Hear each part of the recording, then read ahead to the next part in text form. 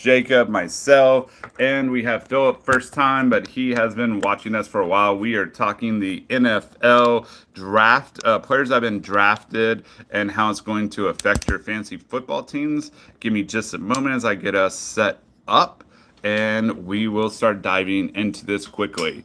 Some of them we might go over a little quicker, or if it's defense, one of those things that we don't have to talk too much.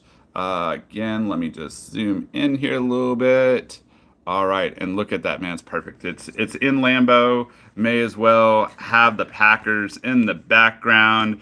When we get to that pick, I think everyone here will probably say it was a great pick. But we will get to that later. All right, first up, Cam Ward. No surprises. Anyone have any thoughts? Anything they want to say? I mean, he clearly was the top quarterback in this draft. He reminds me personally of kind of Tua-esque, but that would be my comp. What do you guys think? Yeah, I like the Cam Ward pick for the Titans. I mean, definitely the best quarterback in this class, and I think it's going to have some interesting implications on dynasty rookie drafts, considering the landing spots of some guys. If you're playing in two quarterback leagues or super flex leagues where Cam Ward might slip into that 102 spot now instead of a guy like Travis Hunter, but that's yet to be seen. There's still a lot of time before we have to make those decisions. Yeah, I'd say one of the things with Ward that kind of concerns me would be who's he throwing to? I Well, mean, yeah, that is always the thing that you worry about with rookies is, especially number one picks. They tend to be set up to fail because who are they throwing to? That's just part of being number one. I mean, I can only imagine if they still had AJ Brown there. right. Yeah. So, yeah. What you hope to see, I think, with Ward though, is him use his legs, make those throws that are not in rhythm, extend plays and that kind of stuff. And if he kind of shows that in his rookie year, they can go and address the wide receiver position, tight end position in the future years. Yep. Philip, you have anything you want to talk about? Not a lot. No, they did bring in Tyler Lockett, which I think is a good pickup. Even Yep. though he's an aging receiver, he'll give another weapon with Calvin Ridley. Yeah, it's kind of like Carolina bringing in the guy from Minnesota, Thielen. Just having that guy that knows how to run routes, and that does help. All right, moving on. Travis Hunter. I will kind of preface this by saying we do have Jacob here, who is a huge Browns fan. His brother, who also does some stuff with us on TGO, he said he actually stopped watching the draft whenever they made this switch. It hurt his soul so much. All right, Jacob, talk about Jacksonville, this pick, and how you felt about your team switching out. Well, I really like Travis Hunter as a player. I think obviously this is a probably the top prospect in the draft, if not one, then number two behind Abdul Carter. But they're definitely right up there. Travis Hunter, I think, can step in and be an elite wide receiver right away. I think the question mark here, as Josh has kind of pointed out, is that can guys handle playing two-way in the NFL? And I'm not so sure if that is a possibility in the NFL. We will.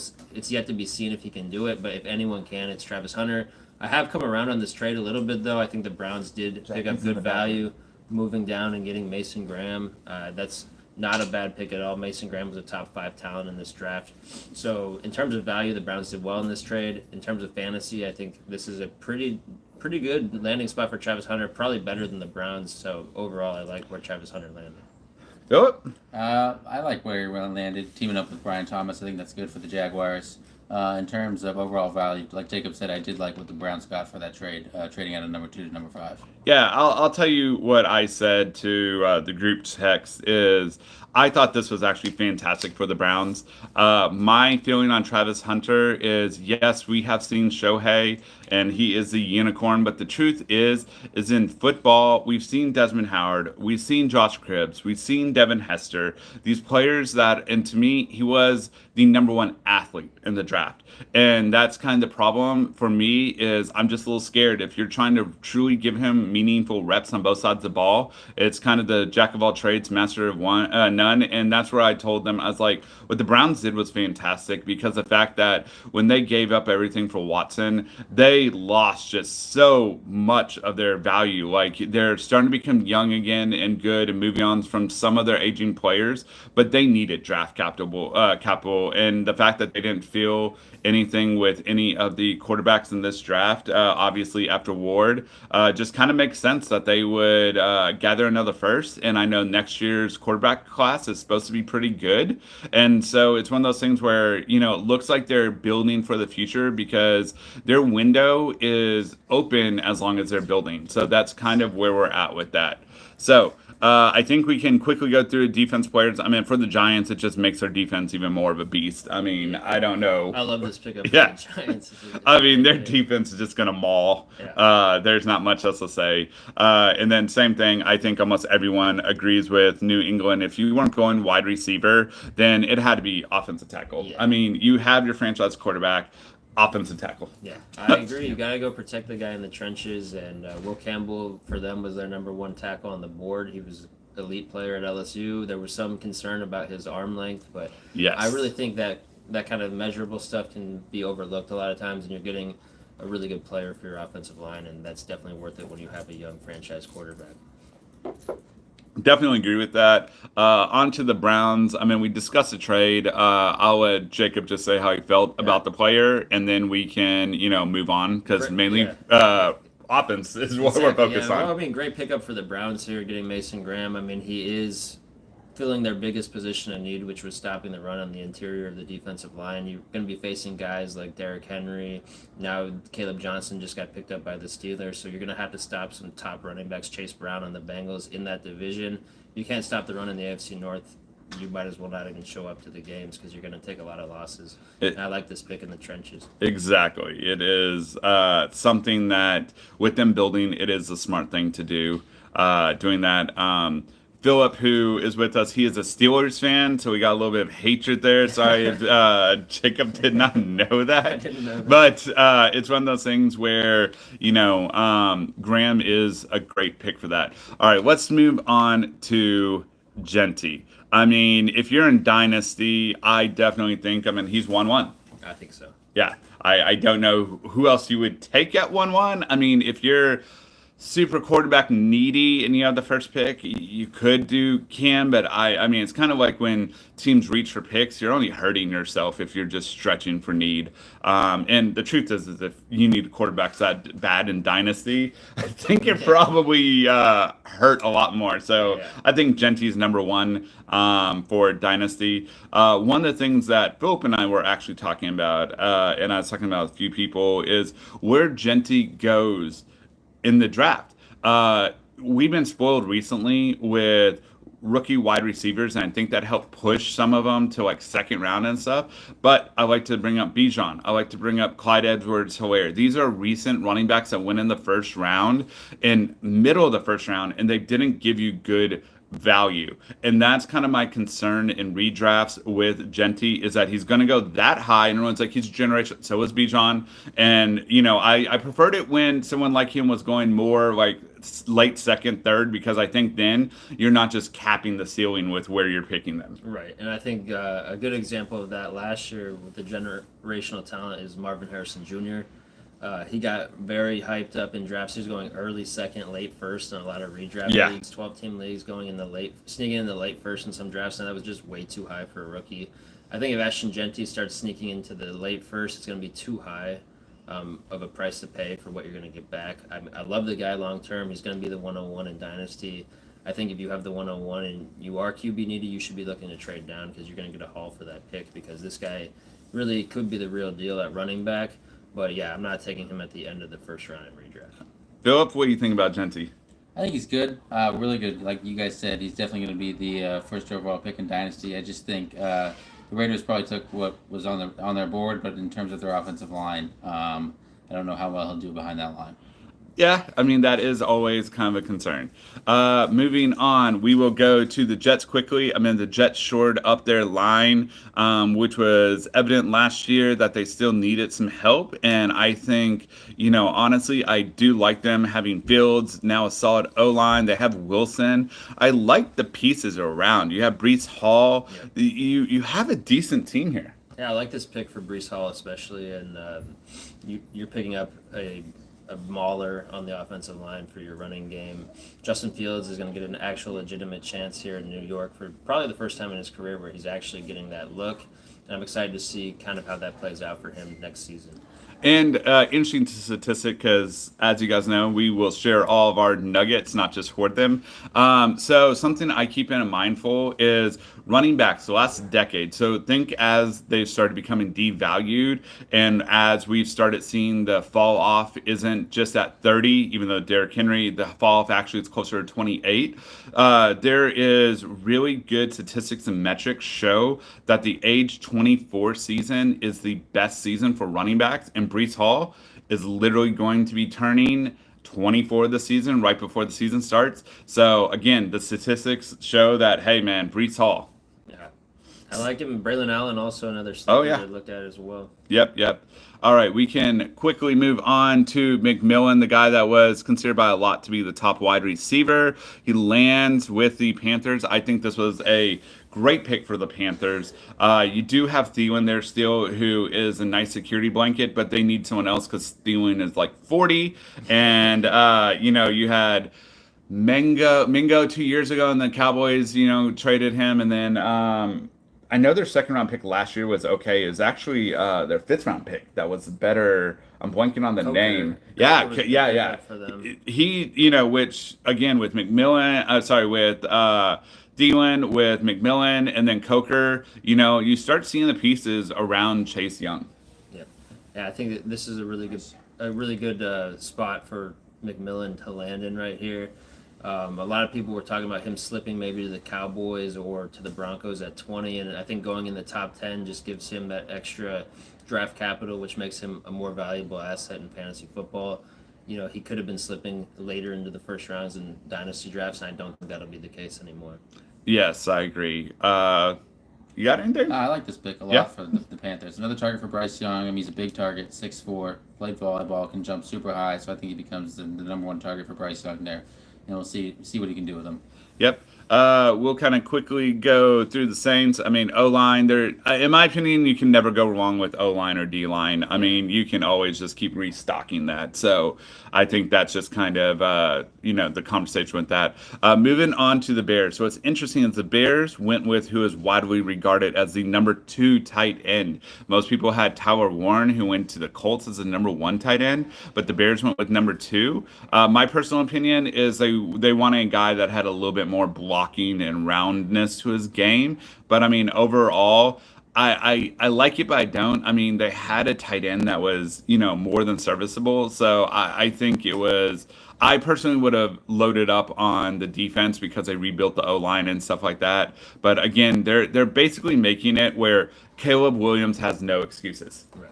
I love this as a real life fit. Ben Johnson gets another Sam toy in Laporta. his toy box, Yep. but I do not like this as a dynasty fit or a fantasy football fit. I think Colston Loveland is going to be 4th or even 5th in the pecking order for targets, and that's just not a good recipe for tight end success in fantasy football. Yeah. All right. Let's quickly go through this. No surprise that the 49ers went on defense. I mean, they had to cut a bunch of players because they're getting too expensive. Purdy's contract is up, so I mean, it makes sense. Their picks throughout were defense. Cowboys going back to the O-line kind of makes sense. They're redoing the recipe they did when they drafted Tyron Smith, let's see here, Zach Martin and Frederick, where they really tapped the first round for that to build that up. I think that's what you kind of have to do with all the money and Dak, is that you have to kind of rebuild that O-line. So I didn't hate it for the Cowboys. It's one of those picks that's just not sexy, but in the end, it makes a lot of sense for actual football. Yeah, a lot of people thought this pick was a reach, but I saw interviews with Tyler Booker afterwards, and I see exactly why the Cowboys like this guy. He just has a great personality, and he seems like he's going to come in right away and help be a culture changer for the Cowboys and get the trenches really moving for them, help their run game, help their pass game. Yeah. Quickly, the Dolphins, I mean, I thought maybe O-line just because, Tua has to be protected. But, they went with defense, and again, just what I said, the going in the lines is nothing. that's always a good safe pick.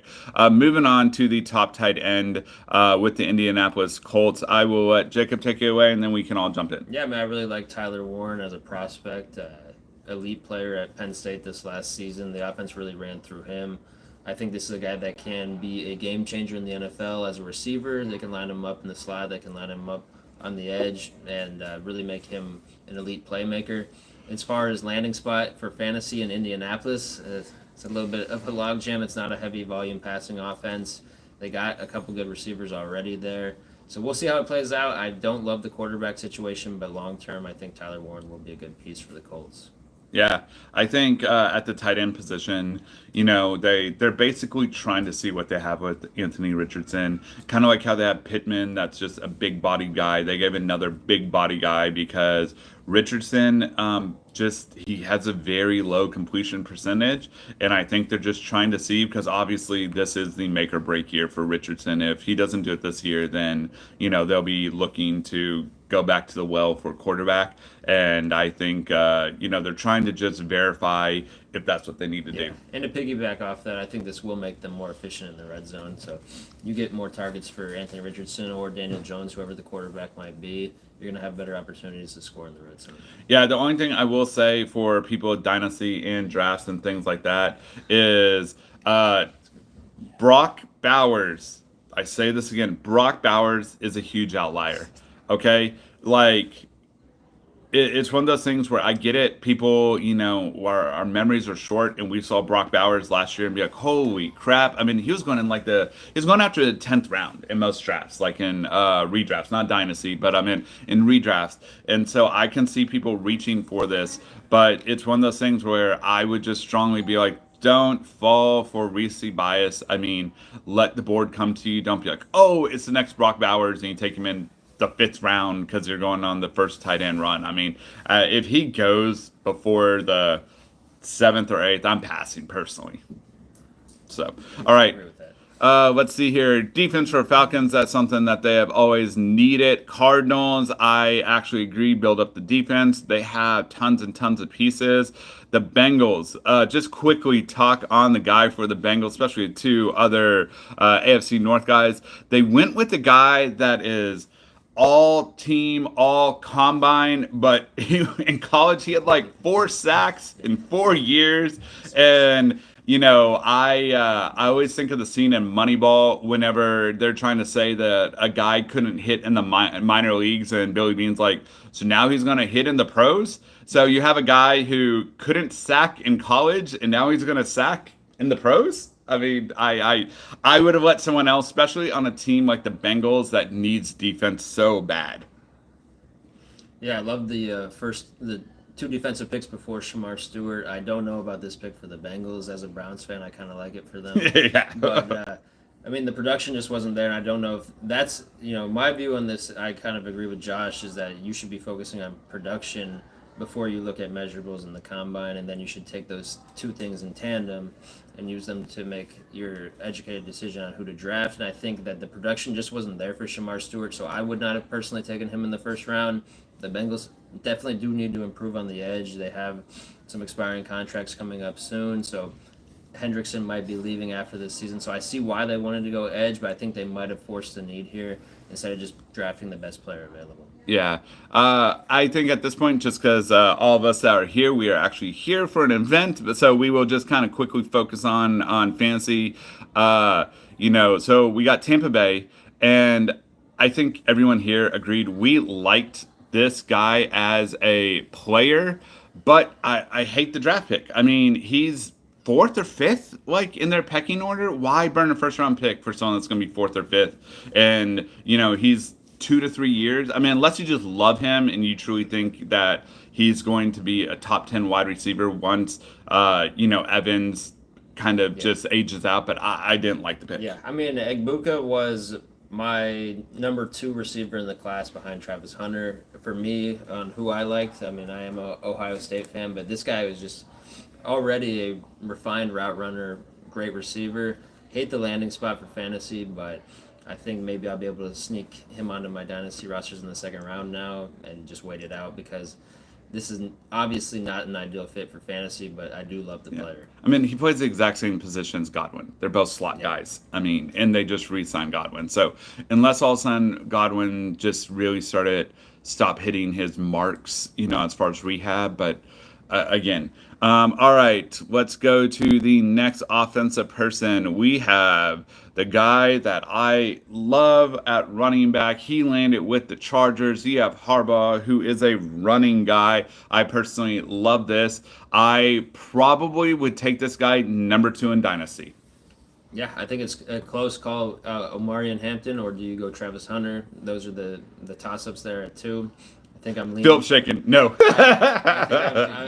I think I'm leaning towards Hampton right now as well. I do like this landing spot. Obviously, you have Najee Harris in the pecking order for touches as well, but that is a 1-year contract, so we don't have to worry too much about that for the long term. In redraft, he might have inflated stock. We'll see where that kind of plays out over the next couple of weeks, next couple of months, but I do like Hampton a lot for the long term with the Chargers.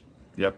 Philip, thoughts? I thought he was a great pickup. Yeah, just like you said, Najee's he's on a 1-year contract, and I think this guy, just from what you saw in North Carolina, it'd be hard to pass up, especially with Harbaugh and that offensive line.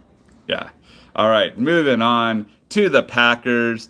So this is a pick that I love. I talked to several UT people. Got Jacob here, who is a UT guy, and this is basically what I have gathered: is he is a better version of. I'm blanking. The Kansas City Chiefs. Xavier Worthy. Yeah, Xavier Worthy. He is a better version of Worthy because he actually can catch the ball. And so for that, I love it. With our president leaving his, so for first time since Walker in 2002, we took a first-round talent. And to me, with Reed, who's a good slot gadget all over, he's Randall Cobb. And then on top of that, we have Romeo Dobbs, who can be on the outside. You have Christian Watson, who, even though he's injury prone, defenses have to respect him when he's going deep. And I think you have this guy who's a pretty good route runner, and it just really helps the Packers.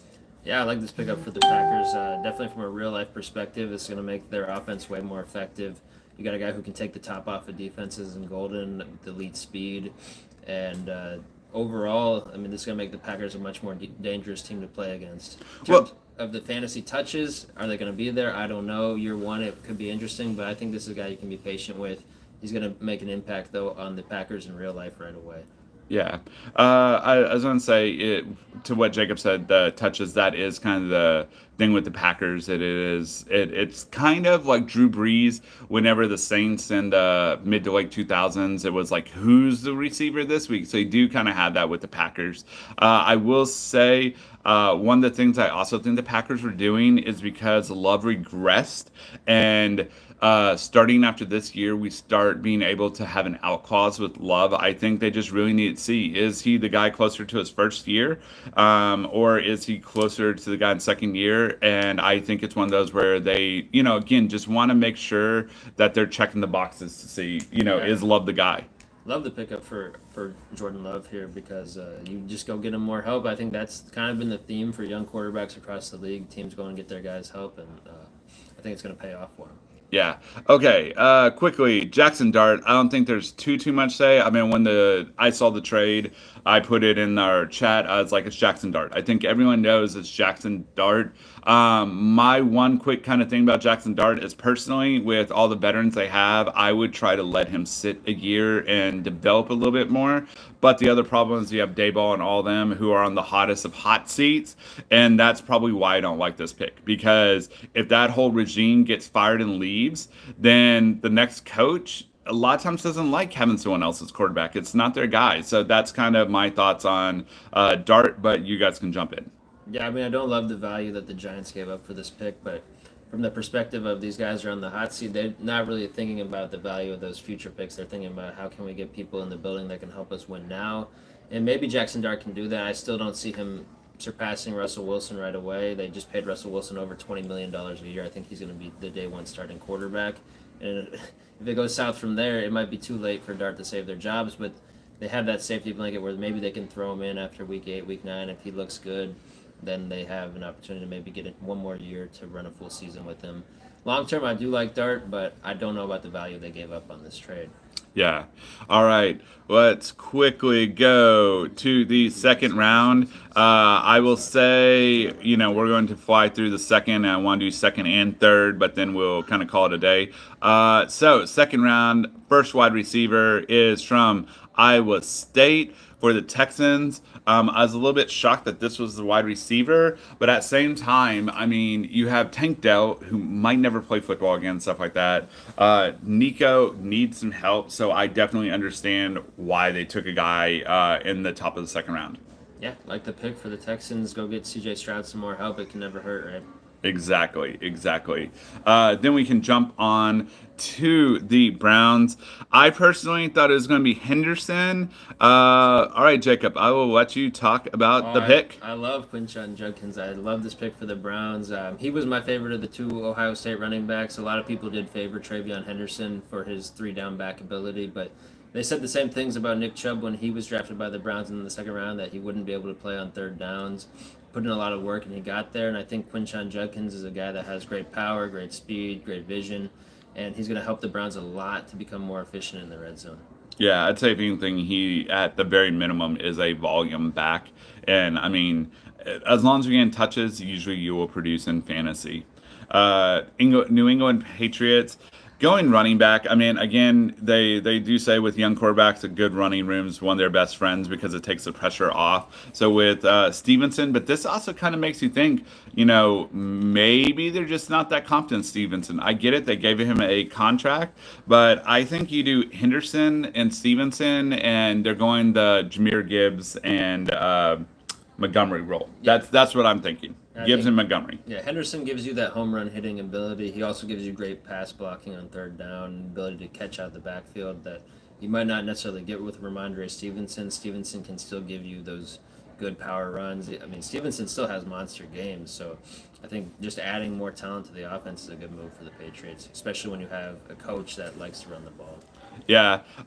With the Bears, I mean, they again are just taking away any excuses. They double tap offense, did tight end, did wide receiver. I mean, again, Caleb Williams, they're saying, hey, this guy should just be the man. Like he should, with all the weapons, he should be a top 10 quarterback. So let's see here. Moving on to Saints, I think this is where people thought maybe Shador was going to go. They took the quarterback from Louisville, which then pretty much started the huge drop for Shador. I think for the Saints, they needed a quarterback. I don't necessarily love this, but they definitely need a quarterback, so I understand the pick. Yeah, I don't love this pick for the Saints. I mean, at least they waited until the second round to make this pick. They can still draft a quarterback next year if they struggle this season, but this wouldn't have been my guy. I mean, I get it. You're getting a guy that is an older quarterback. He's already older than some of the veteran quarterbacks that have recently come into the league. So you get to see what he can do this year when they have Derek Carr out, but I think they'll be drafting quarterback again next year.